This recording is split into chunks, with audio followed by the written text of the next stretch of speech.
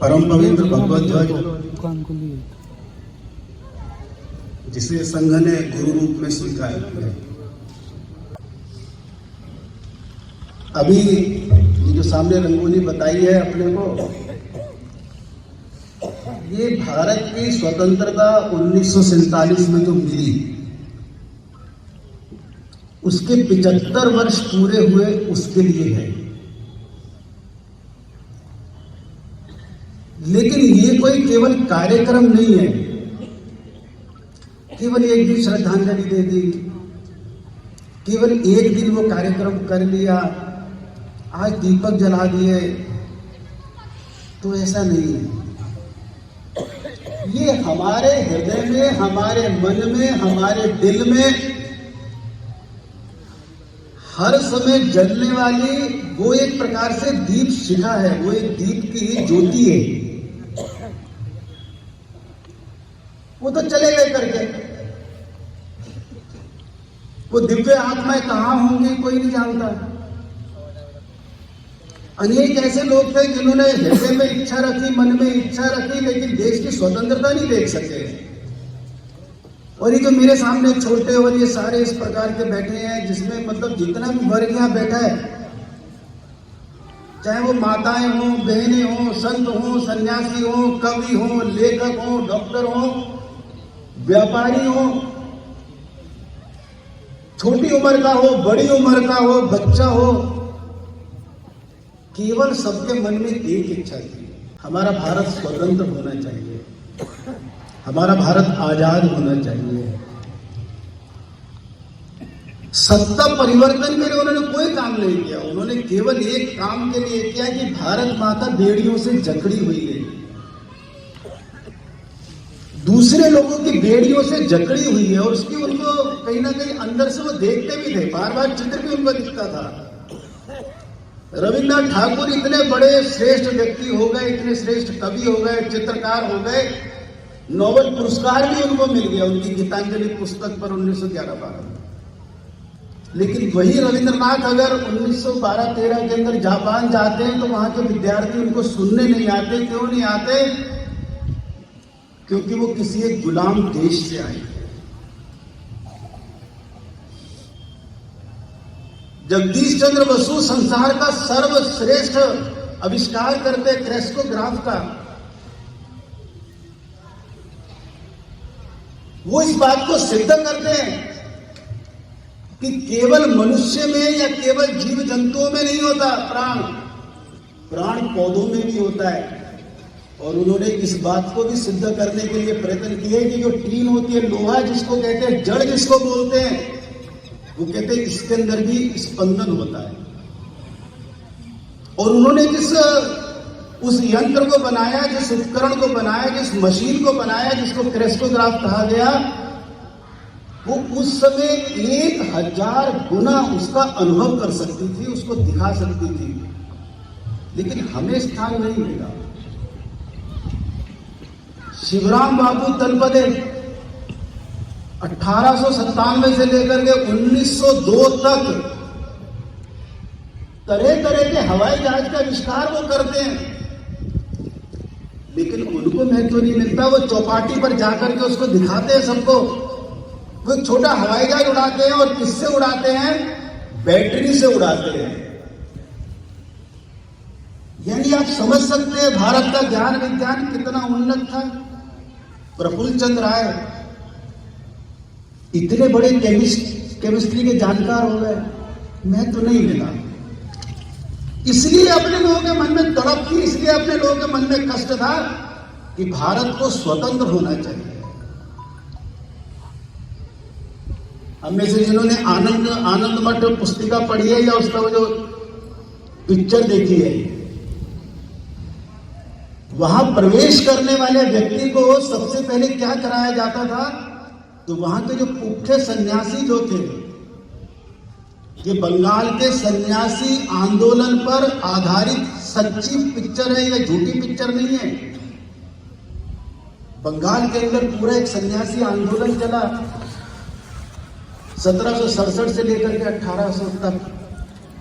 उस पर आधारित ये बंकिम चंद्र ने वो आनंद मठ नामक पुस्तक लिखी, जिसका जो एकदम अमर गीत बन गया वंदे मातरम, जिसके अंदर भारत माता की व्याख्या की गई, कैसी भारत माता है। ये चित्र हमारे सामने भारत माता का रखा हुआ है, ये उन बंकिम की संकल्पना का आधार है, जिसके अंदर उन्होंने देवी की संकल्पना कैसे की है। तू ही 10 प्रहरण धारिणी दुर्गा, कमला, सरस्वती, सब रूपों में उसका साक्षात्कार किया। तो जब साधक वहां प्रवेश करता था, पहली बार वहां घुसता था,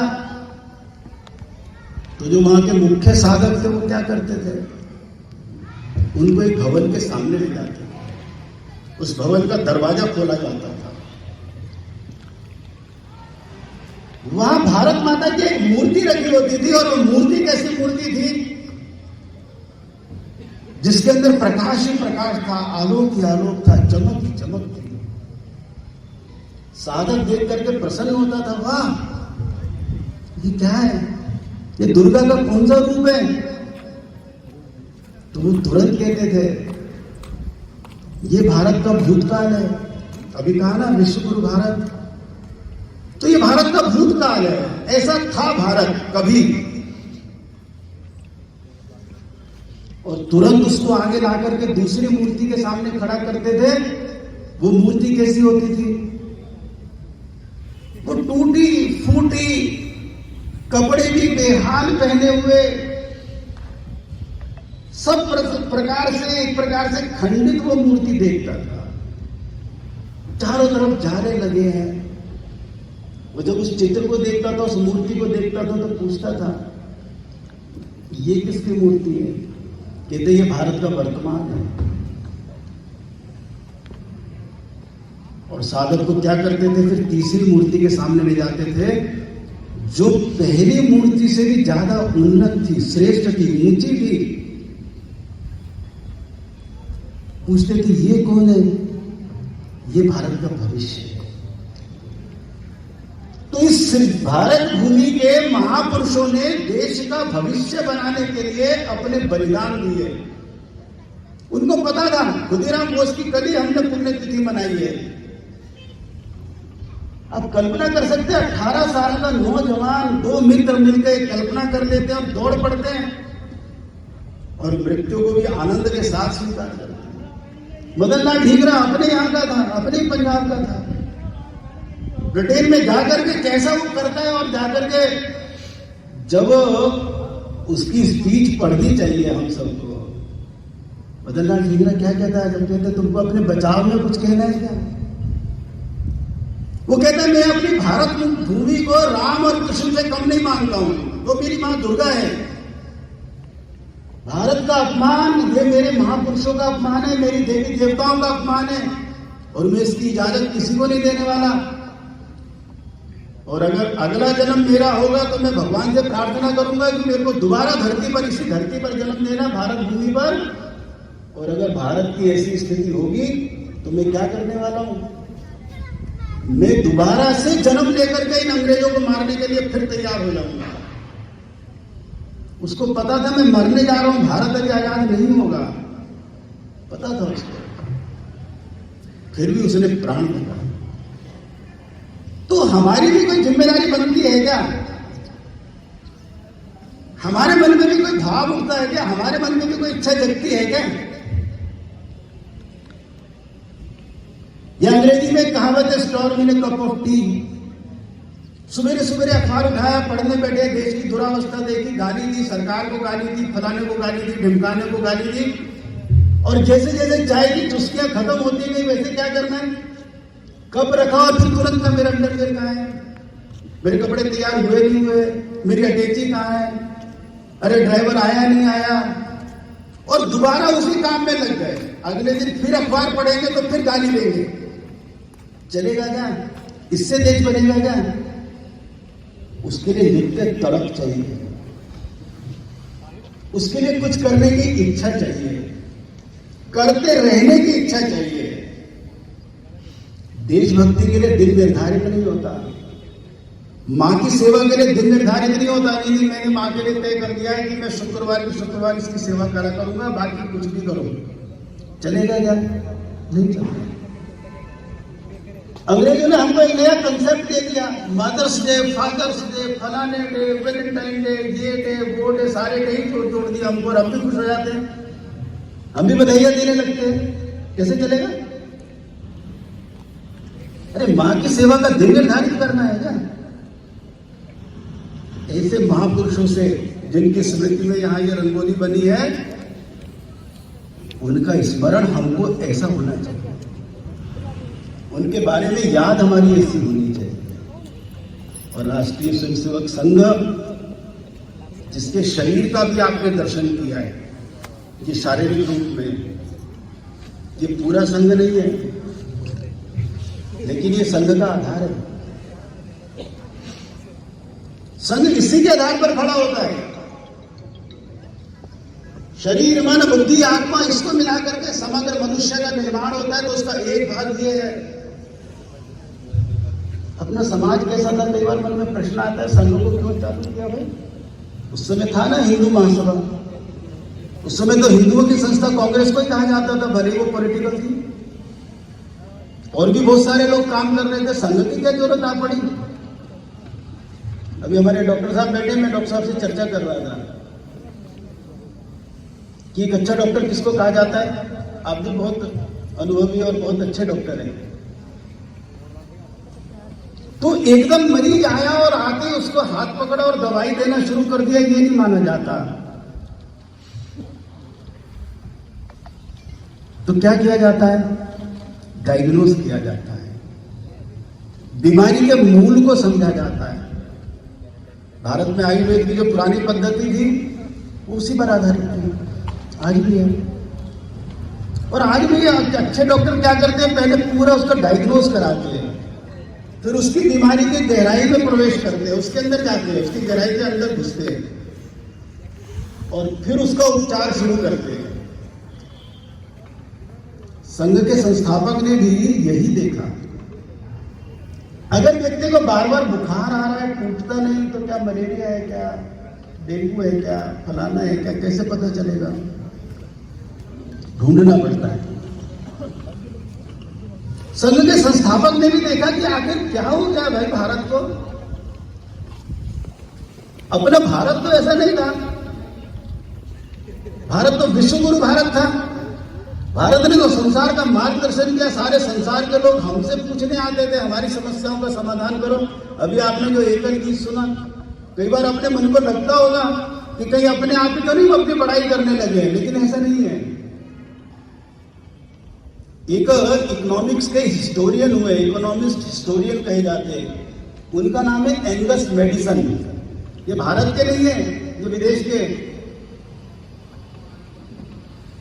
इन्होंने ईस्वी सन 1 से लेकर के 1820 तक 1820 साल का सारे संसार का जीडीपी, सारे संसार की इकोनॉमिक स्थिति, अर्थव्यवस्थाओं की स्थिति सारी लिखी है। आप उसको पढ़िए, आपको आनंद होगा। वो सन 1 से लेकर के 1820 ईस्वी तक की सारी बातें बताते हैं उसके अंदर, और उस रिपोर्टों में वो क्या देते हैं? वो कहते हैं संसार का सबसे बड़ा अगर कोई ऐसा देश था जिसके पास सबसे ज्यादा संसाधन थे, सबसे ज्यादा धन था, सबसे ज्यादा व्यवस्थाएं थी, वो कौन था? वो कहते भारत था। वो कहते 1700 तक, 1707 में औरंगजेब की मृत्यु हुई, वो कहते उस तक भी 32% भारत की सहभागिता सारे विश्व के व्यापार में थी। 32%, यानी 68% में सारा संसार, 32% अकेला भारत। सोच सकते हैं आप कितना संघर्ष था। हिंदू समाज, भारत का बाकी समाज अपने जीवन के लिए लड़ाई लड़ रहा था, लेकिन हम ऐसे थे। मुझसे आगे कहते हैं, वो कहते हैं 1820 में भी 24% था। जब सारे यूरोप का मिलाकर के 23.5% था, तब भारत का अकेले का था इतना। तो हम कम कहां थे? हमारे पास तो सब कुछ था। तो गड़बड़ क्या हो गई? शक्ति में कम थे क्या? महाराणा प्रताप का एक चित्र आता है, बहलोल खान को एक ऊपर से तलवार मारी और ऊपर से नीचे तक काट दिया। महाराणा प्रताप के एक वार ने ऊपर से नीचे तक बंदे को बैठे सब घोड़े समेत काट दिया। कैसे हो गया? बलिदानियों की कमी थी क्या? तो हम तो इस धरती पर बैठे हैं, जिस धरती पर बैठे हैं, गुरु साहिबान के किस प्रकार के त्याग तपस्या, उनका किस प्रकार की ज्ञान परंपरा, हम सब जानते हैं, अच्छे से जानते हैं। सर्वंश बलिदानी दशमेश पिता गुरु गोविंद सिंह जी को हम कहां कैसे भूल सकते हैं जी? 3 पीढ़ियां चली, तो बलिदान की कमी थी क्या? गड़बड़ क्या हो गया कि व्यक्ति अपने में सिमट करके रह गया। मैं, मेरा परिवार, इतना मेरा संसार, बस मैं और मेरा परिवार इतना ही हमको चाहिए, बाकी कुछ नहीं चाहिए। और इसीलिए कई बार मजाक करते थे लोग कि किसी के घर में आग लग गई, वो दुकान पर बैठे थे, उनको एकदम सूचना गई कि तुम्हारे घर में आग लग गई है। तो उन्होंने कहा तुम्हें क्या लेना देना भाई, मेरे घर में आग लगी है, मैं अपने आप निपट लूंगा, तुम जाओ। कुछ दिन बाद किसी दूसरे ने सूचना दी उनके घर में आग लग गई है, तो वो देखेंगे, मुझे क्या लेना देना इससे? उनकी आग वो देखेंगे, मेरी आग मैं देखूंगा, तुम्हें क्या लेना देना? ये जो छोटे मन का व्यक्ति खड़ा हो गया, एक लंबी लड़ाई के कारण, एक लंबे संघर्ष के कारण। दूसरा क्या हो गया? दूसरा हो गया पहचान का संकट। जब आदमी अपने को भूल जाता है, कोई आदमी जा रहा है, एक्सीडेंट हो गया, सिर में चोट लग गई और उसकी याददाश्त चली गई, तो घर के लोग सामने ही खड़े होते हैं। मां कहती मैं तेरी मां हूं भाई। मैं कौन मां? मैं तेरा पिता हूं। मैं कौन पिता? पत्नी कहती मैंने 7 फेरे लिए। कौन पत्नी? मैं जानता ही नहीं। याददाश्त का संकट हो गया, पहचान का संकट हो गया। हम कौन थे, हम क्या है, हमें क्या करना है, यही भूल गए सारा का सारा। तो डॉक्टर जी ने कहा दूसरी समस्या ये पहचान की है। तीसरी समस्या क्या है? तीसरी समस्या इकट्ठे रहने की समस्या। सांझी बात का कहा जाता है इकट्ठी। हमारा ऋग्वेद का मंत्र है संगच्छत ध्वम संवद ध्वम संभव मनांति जानता। हम वही भूल गए। हम क्यों आए धरती पर, के सारा काम ही भूल गए। आपस में ही छोटे छोटे ग्रुपों में बंट गए। जो इकट्ठा रहना था, जो इकट्ठा करना था, इकट्ठा चलना था, इकट्ठा सोचना था, वो सारा बंद हो गया। हमें जैसा किसी ने बता दिया हम चल पड़े। और पहचान का संकट भयंकर संकट हो गया। असंगठन का संकट, इकट्ठे ना हो पाने का संकट उससे भी ज्यादा भयंकर हो गया। तो डॉक्टर जी ने क्या करा? अब अगर आदमी कोई अपनी याददाश्त भूल जाता है तो फिर क्या किया जाता है? तो उसको वो सारी बातें याद कराई जाती है, वो उसकी पहचान की सारी बातें दिखाई जाती है, स्थान दिखाया जाता है, किताब दिखाई जाती है, डायरी दिखाई जाती है, बार बार बताया जाता है। उपचार के साथ साथ वो भी चलता रहता है।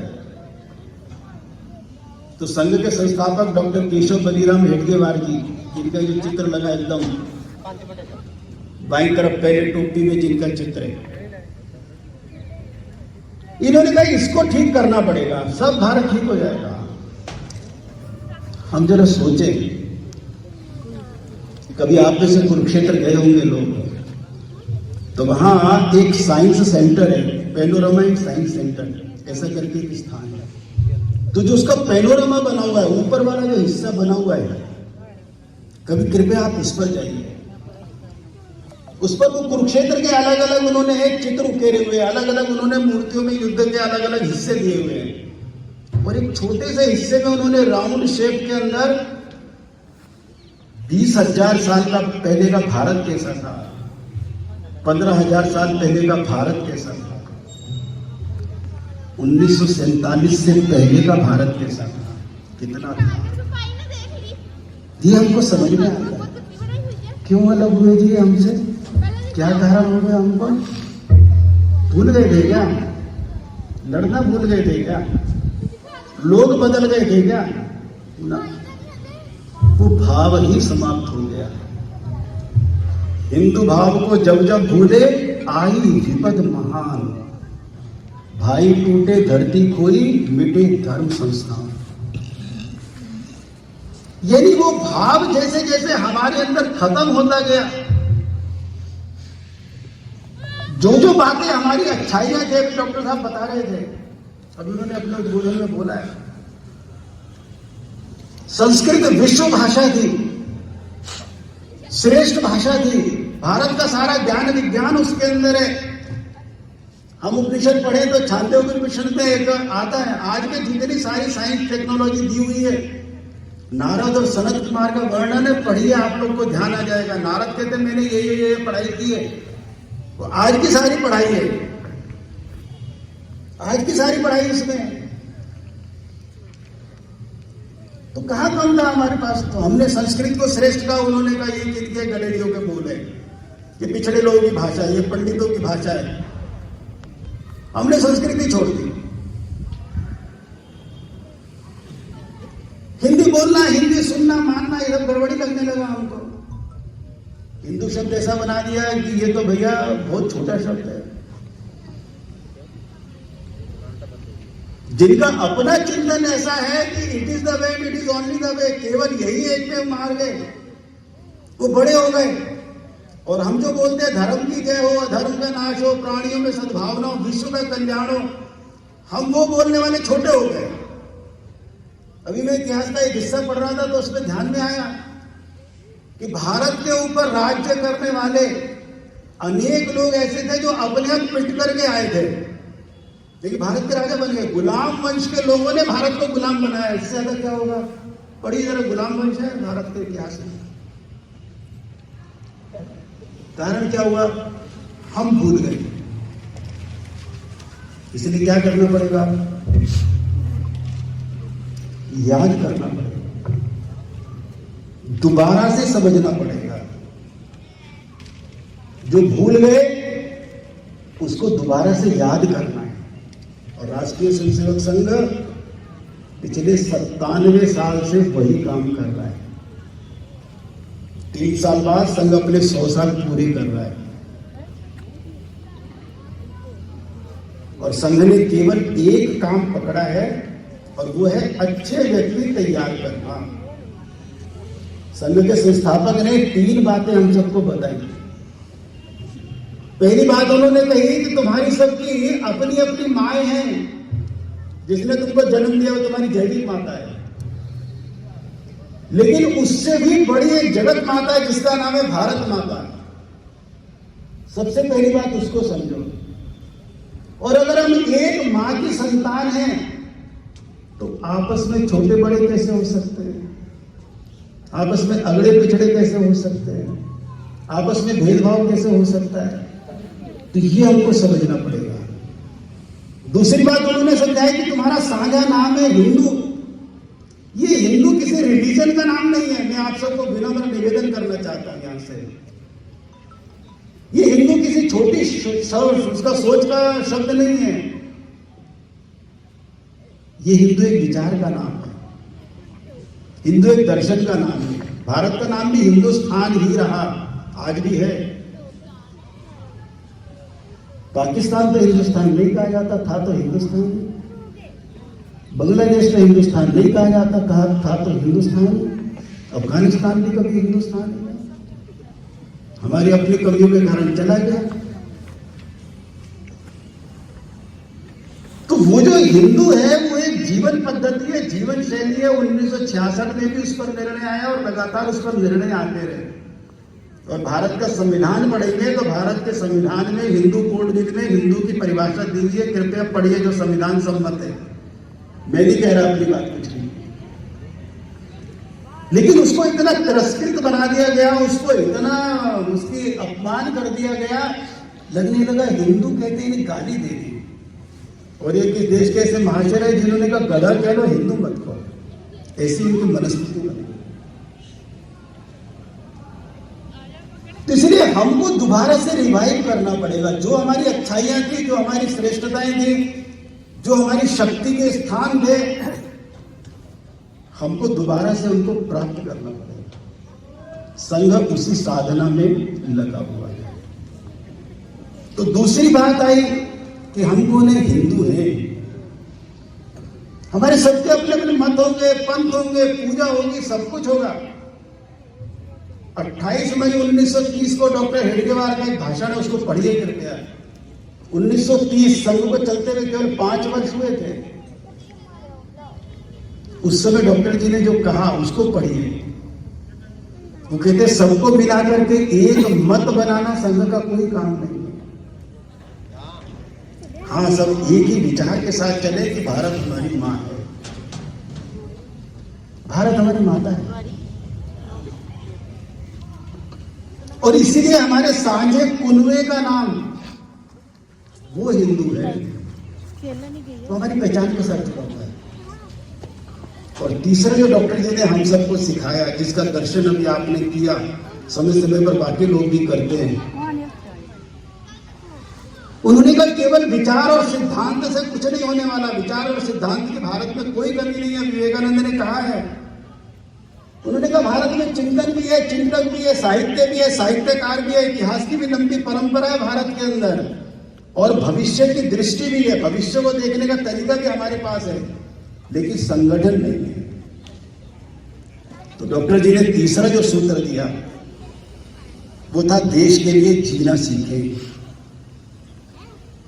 कुछ समय देश के लिए, कुछ समय समाज के लिए। ये मेरा है, ये मेरा अपना है, इसको अच्छा होना चाहिए और अच्छा होना चाहिए। कैसे हो सकता है? इस प्रकार का चिंतन लेकर चलने वाली संघ की 97 वर्ष की साधना चल रही है। संघ तो चलना है, वो तो जगन्नाथ का रथ है। स्वरूप बदल जाएगा, कुछ बदल जाएगा, क्योंकि संगठन यानी संघ कोई संस्था नहीं है। संघ संगठन का भाव है। संस्था के नाते से शायद संघ किसी और स्वरूप में चले, लेकिन संगठन का भाव संघ ने अंदर पैदा कर दिया। शिवाजी महाराज चले गए, लेकिन शिवाजी महाराज चले गए 1680 में, उसके बाद भी वो हिंदवी स्वराज्य का विषय चलता रहा। गुरु गोविंद सिंह जी महाराज चले गए, उसके बाद भी आज भी वो परंपरा चल रही है। विजयनगर साम्राज्य के कृष्ण देव राय चले गए, लेकिन वो परंपरा उसके बाद भी चलती रही। डॉक्टर हेडगेवार चले गए, गुरु जी चले गए, सब चले गए, लेकिन आज भी चल रहा है। मैं आज केवल आप सबसे इतना निवेदन करना चाहता हूं, केवल एक छोटा सा उदाहरण दूंगा आपके सामने और विषय पूरा करेंगे। एक बार एक स्थान से फोन आया, संघ कार्यालय झंडेवाला को, मैं झंडेवाला का विभाग प्रचारक था, तो वहां से एक बार फोन आया कि जर्मन के एक पत्रकार आए हैं, वो संघ की शाखा का चित्र लेना चाहते हैं। तो उस समय बहुत वरिष्ठ अधिकारी भी उपलब्ध थे, उनसे बातचीत हुई, उन्होंने कहा मैं रहूंगा, चिंता ना करो। वो साथ रहे शाखा में। तो ये वीडियो बना रहे थे शाखा की, क्या होता है, कैसा होता है, खेल खेले जाते हैं, ये जो कार्यक्रम आपने देखे वो सारे उन्होंने फोटो बनाए। तो जो मैंने बिल्कुल प्रारंभ में कहा, तो उन्होंने कहा संघ ऐसे चलता है क्या? तो जो वरिष्ठ अधिकारी थे उन्होंने कहा संघ ऐसे नहीं चलता, संघ प्रेम से चलता है, संघ अपनेपन से चलता है, संघ बड़ी सोच और समझ से चलता है। ये जो बड़ी सोच और समझ है, ये जो अपनापन है, ये जो प्रेम है, ये बांध के रखता है हम सबको। और एक और स्पष्ट कर दूं, संघ कोई संगठन नहीं चलाता, सेवा भारती संघ नहीं चलाता, विद्या भारती संघ नहीं चलाता, बीजेपी संघ नहीं चलाता। संघ ऐसे लोग निर्माण करता है जो बीजेपी चलाते हैं, जो विश्व हिंदू परिषद चलाते हैं। कई बार व्हाट्सएप पर आता है संघ की प्लेसमेंट देखिए, प्रधानमंत्री आरएसएस, उस समय रामनाथ कोविंद थे महामहिम राष्ट्रपति आरएसएस, इतने मुख्यमंत्री आरएसएस, फलाने आरएसएस, और कई बार हमारा भी सीना 56 को भी पार कर जाता है, चौड़ा इतना हो जाता है, वहां देखो क्या आरएसएस, हमारा नहीं है। संघ की वास्तविक शक्ति उसकी शाखा है, संघ की वास्तविक शक्ति उसका स्वयंसेवक है, संघ की वास्तविक शक्ति वो पीछे रह करके काम करने वाला जो है लेकिन दिखेगा नहीं, वो है। इस आत्मविलोपी भाव को, इस अप्रशंसनीय भाव को, इस निरहंकारी भाव को संघ ने अपने स्वयंसेवकों में स्थापित किया है। वो ये सारे के सारे मिलकर के काम चलाते हैं, वो ये सारे के सारे काम करते हैं जिसका दर्शन केवल भारत में नहीं भारत के बाहर भी होता है, जिसका प्रभाव भारत में नहीं भारत के बाहर भी होता है। और आज हम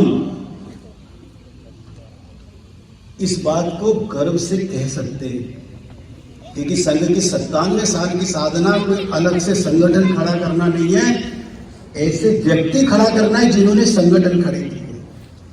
और संघ केवल वही काम करेगा, शाखा के माध्यम से अच्छे लोग तैयार करेगा, वो लोग जाकर के समाज में अच्छे काम करेंगे। डॉक्टर हेडगेवार ने उस थीसिस में से, उस डायग्नोस में से, उस समस्या के निवारण के नाते से जो समस्या समाज में थी उसको ठीक करने का उपचार शाखा के माध्यम से निर्धारित किया। केवल विचार नहीं दिया, विचार के साथ उपचार दिया, उपचार के साथ पद्धति दी, पद्धति को सिद्ध किया।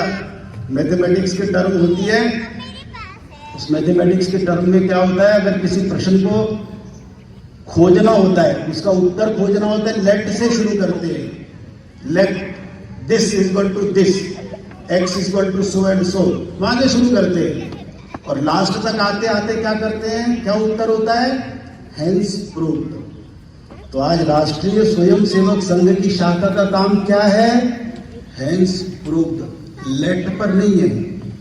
डॉक्टर हेडगेवार ने जो मार्ग दिखाया, कोई ना डॉक्टर जी ने हमको सिखाया, बताया, समाज संगठन का भाव, अपनी पहचान के प्रति गर्व रखकर चलने का भाव। इसलिए डॉक्टर हेडगेवार ने कहा, मैं डॉक्टर केशव बेनीराम हेडगेवार घोषणा करता हूँ भारत हिंदू राष्ट्र। ये उनका विश्वास भी था, उनकी श्रद्धा भी थी। हम उसी श्रद्धा और विश्वास को लेकर चलते हैं।